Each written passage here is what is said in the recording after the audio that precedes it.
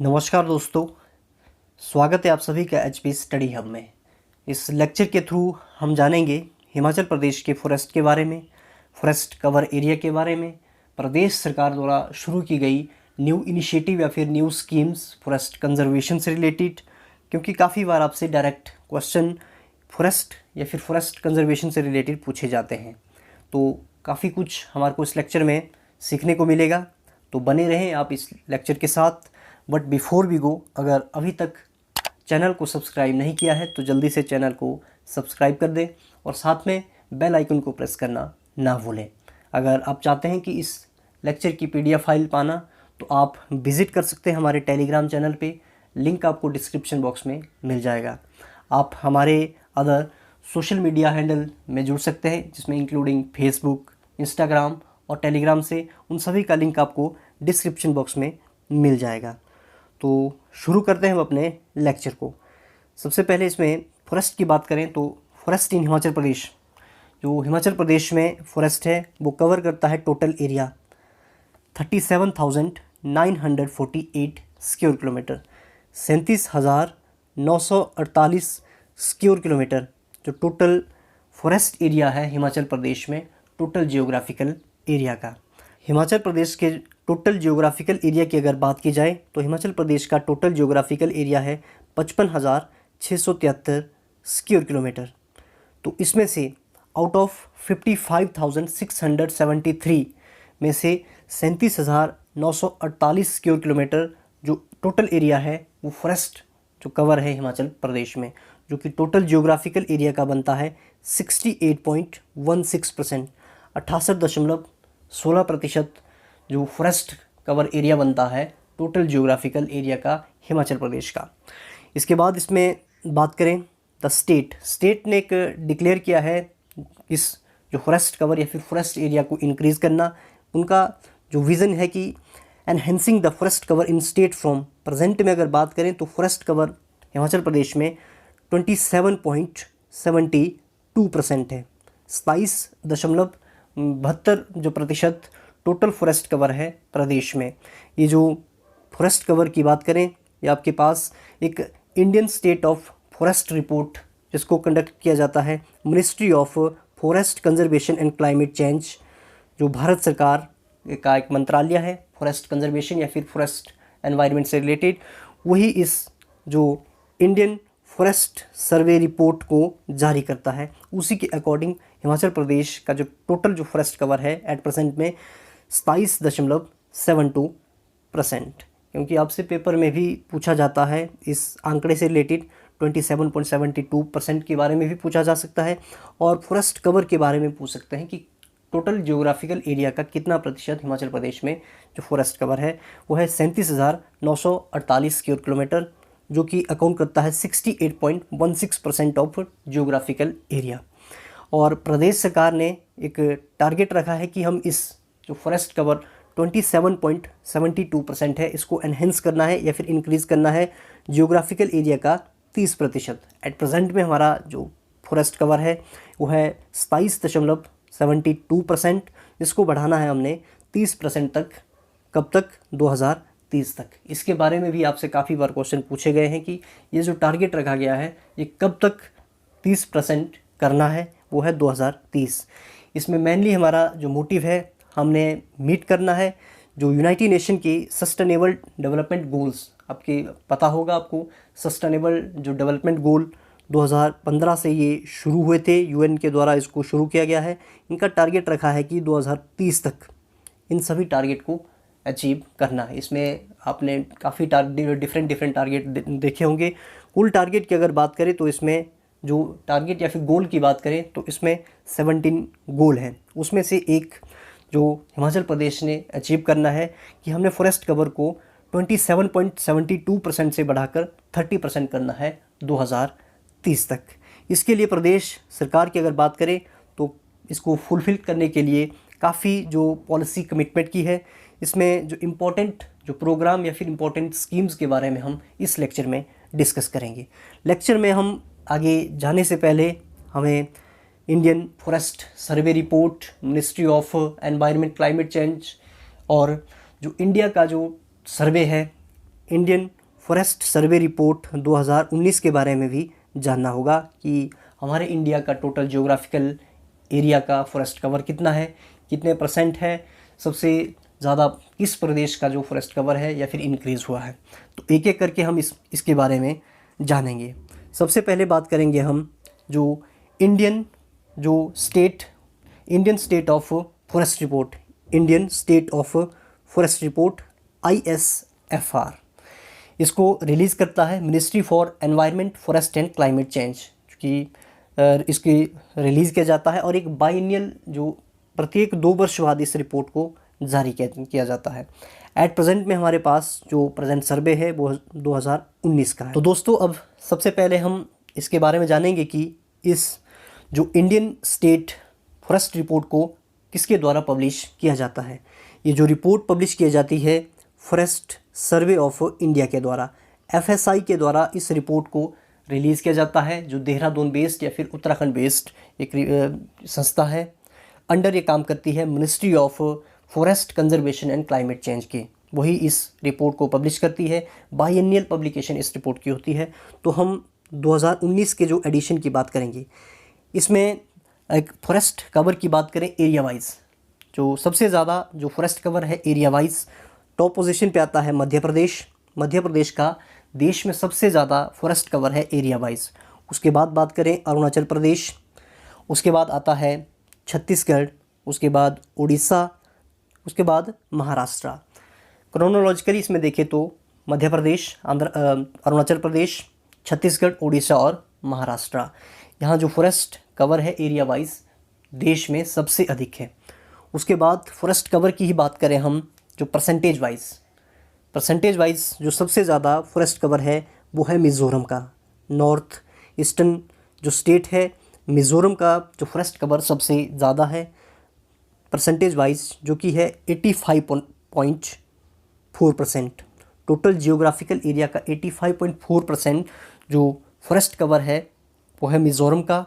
उसके बाद बात करें अरुणाचल प्रदेश में है 79.63%। उसके बाद मेघालय 76.33%।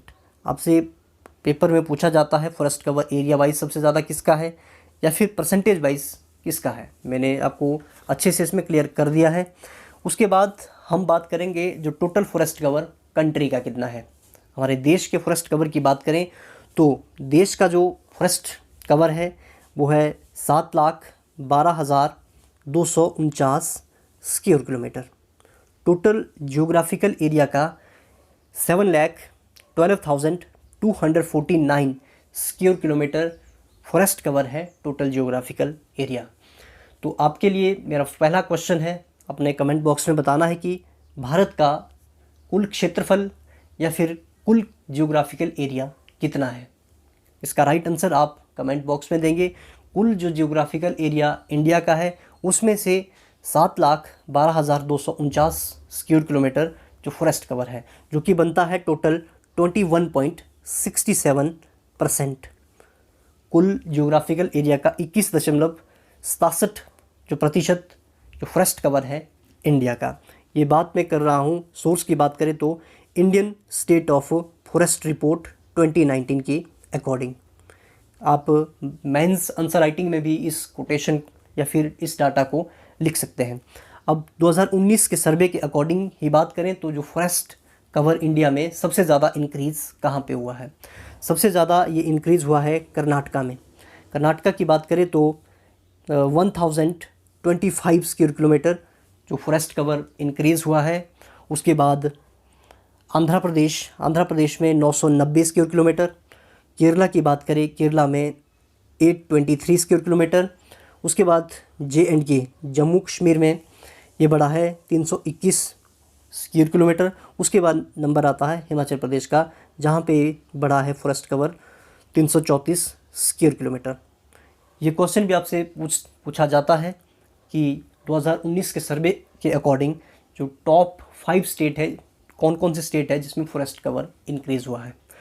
तो इसमें मैंने आपको बता दिया इंडियन स्टेट फॉरेस्ट रिपोर्ट 2019 के बारे में, कौन इसको रिलीज़ करता है, टोटल जियोग्राफिकल एरिया का कितना जो परसेंट इंडिया का जो फॉरेस्ट कवर है और टॉप एरिया वाइज और परसेंटेज वाइज फॉरेस्ट कवर के बारे में मैंने आपको बता दिया।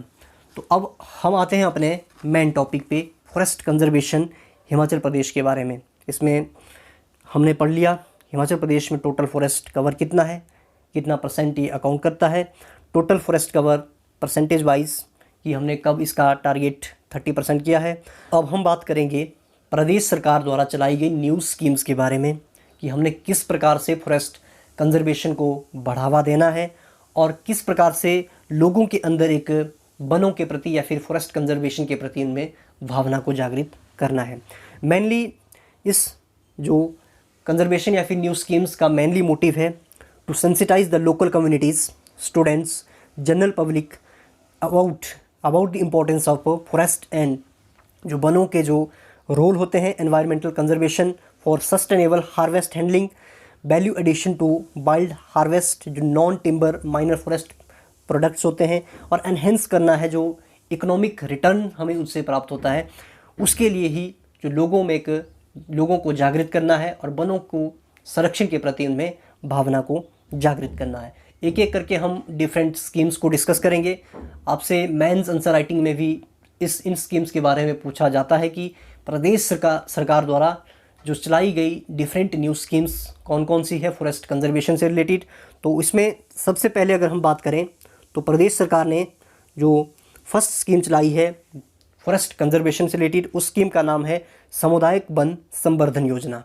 सामुदायिक वन संवर्धन योजना की अगर बात करें तो इसका जो मेनली जो मोटिव है या फिर मुख्य उद्देश्य है, वृक्षारोपण के माध्यम से वनों के संरक्षण और विकास में ट्री प्लांटेशन करनी है और वनों के संरक्षण उनके जो डेवलपमेंट के लिए जो लोकल कम्युनिटीज़ होती है, स्थानीय समुदाय की भागीदारी को सुनिश्चित करना है। जिस भी जगह पे इन वनों को या फिर ट्री प्लांटेशन की जाएगी, इसमें लोकल कम्युनिटीज़ की जो एक्टिव पार्टिसिपेशन इसमें सुनिश्चित की जाएगी।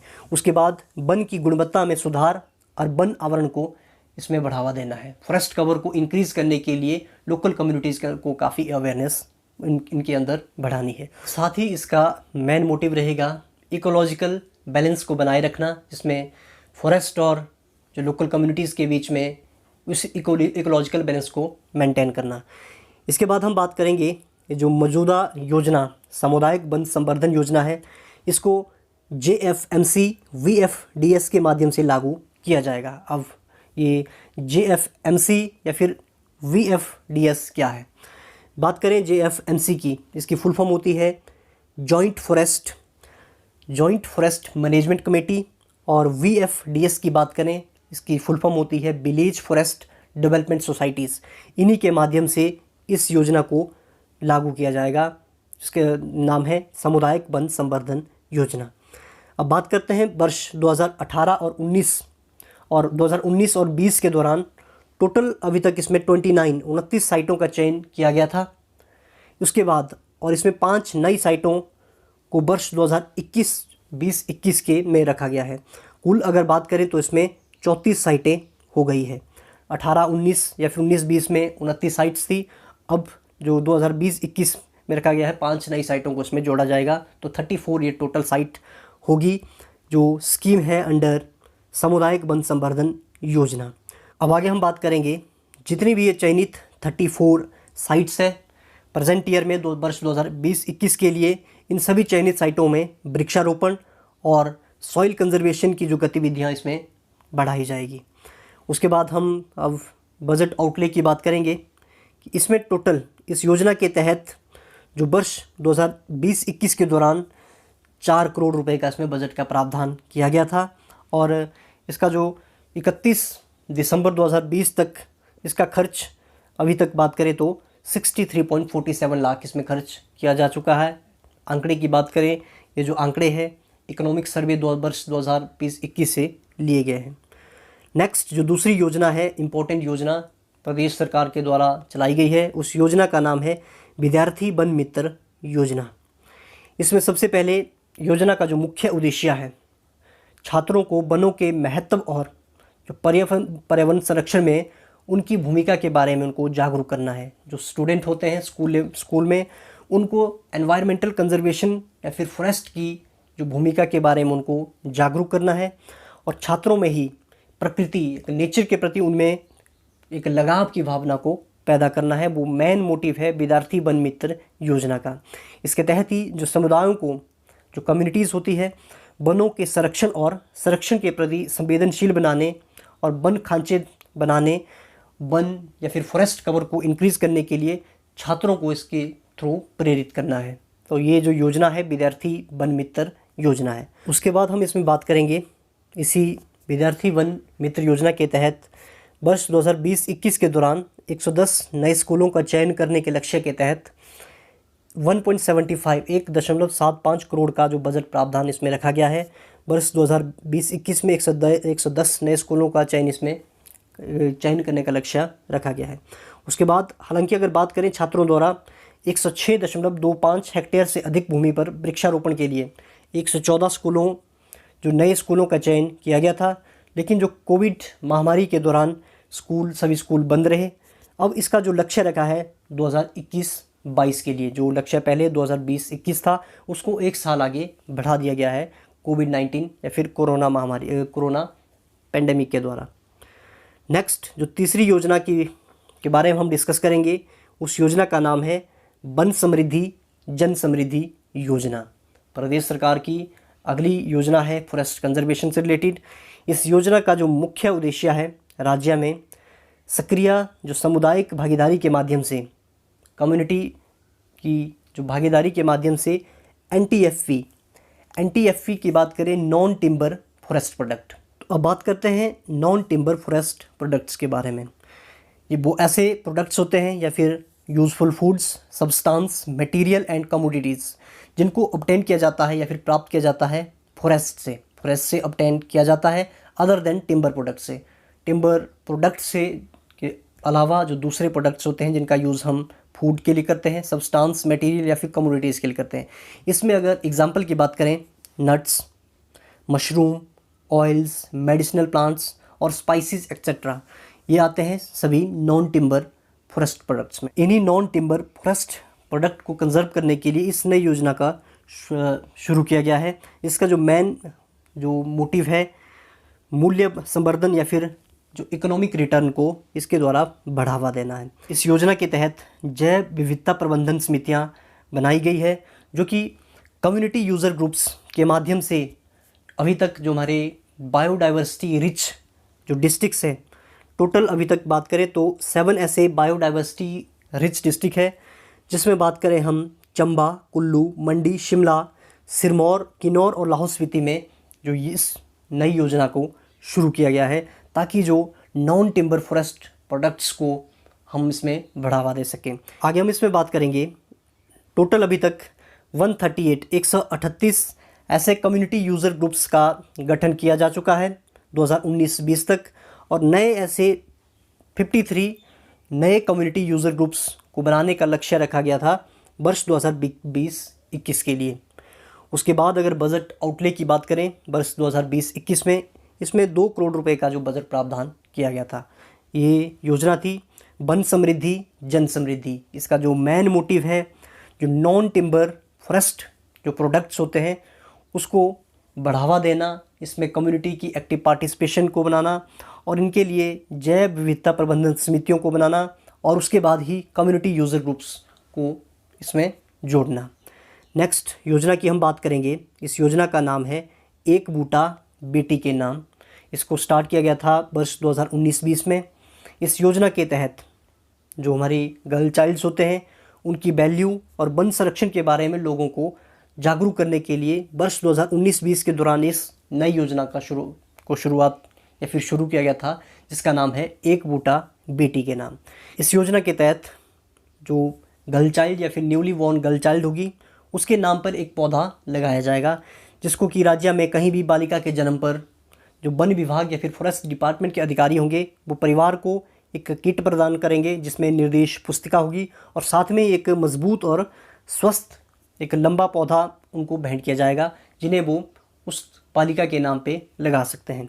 अब तक अगर बात करें तो 13,389 जो न्यूली बॉर्न गर्ल चाइल्ड, उनके माता पिता को एक पौधा और किट वितरित की जा चुकी है दिसंबर 2019 से नवंबर 2020 तक। ये थी नई योजना एक बूटा बेटी के नाम। नेक्स्ट योजना की हम बात इसमें करेंगे, इसका नाम है पर्वत धारा। पर्वत धारा योजना का जो मेन मोटिव रहेगा, राज्य में विलुप्त या फिर घट रहे जल स्रोतों को उनको फिर से जीवंत करने के लिए वर्ष 2020-21 के दौरान इस योजना को शुरू किया गया है। योजना का नाम है पर्वत धारा। इसमें मेनली है कि रिजुवनेट करना है वाटर सोर्सेज या फिर रिचार्ज करना है एक्वाफाइट्स को या फिर ग्राउंड वाटर लेवल को मेंटेन करना है। तो इस योजना का नाम है पर्वत धारा का। उसके बाद इसी योजना के तहत ये जो ढलानों के साथ खेतों के लिए जो सिंचाई की सुविधा को भी प्रदान करेगी, इसके साथ ही एक सैटेलाइट इमेजेस के तहत ऐसे जो निर्धारित क्षेत्रों को चयनित किया जाएगा जहाँ पे जल संचयन की संरचनाओं का निर्माण या फिर वाटर स्टोरेज की जो संरचनाओं का निर्माण इसके तहत किया जाएगा। इसमें जो एक्वीफर्स या फिर ग्राउंड वाटर लेवल को मेंटेन करने के लिए इससे मदद मिलेगी और जो खेतों के लिए जो संग्रहित पानी से खेतों में जो सिंचाई या फिर इरिगेशन भी इसके तहत की जाएगी। हालांकि इसकी बात करें तो इस योजना में जो जल शक्ति विभाग है, जो जल शक्ति डिपार्टमेंट है, वो एक नोडल एजेंसी के या फिर नोडल डिपार्टमेंट की तरह काम करेगा। उसके साथ ही लेकिन जो फॉरेस्ट डिपार्टमेंट का रोल भी इसमें एक वाइटल रोल निभाएगा। जो फॉरेस्ट एरियाज़ हो गए हमारे, वहाँ पे फॉरेस्ट डिपार्टमेंट इसमें काम करेगा। तो हम कह सकते हैं कि इस पर्वत धारा योजना में 2 डिपार्टमेंट काम करेंगे। पहला है जल शक्ति विभाग, जो कि एक नोडल डिपार्टमेंट की तरह काम करेगा अंडर द स्कीम। उसके बाद फॉरेस्ट डिपार्टमेंट भी एक वाइटल रोल निभाएगा, जो कि वन क्षेत्रों में इस योजना को प्रमोट करेगा। इसके साथ ही अगर बात करें हम, इस योजना को शुरू किया जाएगा 10 डिस्ट्रिक्ट में। कुल 12 में से 10 डिस्ट्रिक्ट में इस पर्वत धारा योजना को शुरू किया जाएगा, एक्सेप्ट किन्नौर और लाहौल स्पीति को छोड़ के सभी डिस्ट्रिक्ट में इस योजना को शुरू किया जा रहा है। इसमें जल शक्ति विभाग द्वारा अन्य हितधारकों के परामर्श से विभाग द्वारा इसमें गांव में तालाब, जल संचयन संरचनाओं, वृक्षारोपण, सोख गड्ढे जो होते हैं या फिर चेक डैम का निर्माण किया जाएगा, ताकि हम रेजुवनेट कर पाए वाटर रिसोर्सेज को या फिर रिचार्ज कर पाए एक्वाफर्स को। अब इसमें बात करेंगे पर्वत धारा योजना के तहत बजट आउटले की। कुल बजट इसमें रखा गया है 2.94 करोड़। इसमें वनीकरण की गतिविधियां वन विभाग द्वारा इसमें की जाएगी। पायलट बेसिस पे बात करें तो पर्वत धारा योजना को पायलट बेसिस पे 10 ऐसे फॉरेस्ट डिवीज़न में शुरू कर दिया गया है। तो ये थी हिमाचल प्रदेश सरकार द्वारा शुरू की गई जो न्यू स्कीम्स थी फॉरेस्ट कंजर्वेशन से रिलेटेड। काफ़ी कुछ हमें इसमें जानने को मिला। लेक्चर काफ़ी लंबा हो गया है क्योंकि इसमें काफ़ी इंपॉर्टेंट जो जानकारी थी। तो इन स्कीमों के बारे में हमने देखा, जिसमें हमने देखी सामुदायिक वन संवर्धन योजना, विद्यार्थी वन मित्र योजना, उसके बाद वन समृद्धि जन समृद्धि योजना, एक बूटा बेटी के नाम, और लास्ट में हमने देखी पर्वत धारा योजना। ये जो डिफरेंट योजना है आपके किसी भी अपकमिंग एग्ज़ाम के लिए काफ़ी इंपॉर्टेंट रहती है। इवन HAS मेंस में या फिर एलाइड मेंस, NT, सभी प्रकार के जो मेंस होते हैं फॉरेस्ट कंजर्वेशन से रिलेटेड आपसे क्वेश्चन पूछे जाते हैं। एलाइड मेंस को आप ले सकते हैं, उसमें आपसे पूछा था कि फॉरेस्ट डिपार्टमेंट के द्वारा शुरू की गई कुछ योजनाओं के बारे में लिखें। आशा करता हूं कि आपको काफ़ी कुछ इस लेक्चर के थ्रू जानने को मिला होगा। तो अगर लेक्चर आपको पसंद आया तो उसको लाइक करें, कमेंट करें और शेयर करें। साथ ही चैनल को सब्सक्राइब करना ना भूलें। अदर सोशल मीडिया के साथ आप जुड़ सकते हैं, लिंक आपको डिस्क्रिप्शन बॉक्स में मिल जाएगा। तो तब तक के लिए अपना ख्याल रखें, स्वस्थ रहें। मिलते हैं नेक्स्ट लेक्चर में नई वीडियो के साथ। नमस्कार।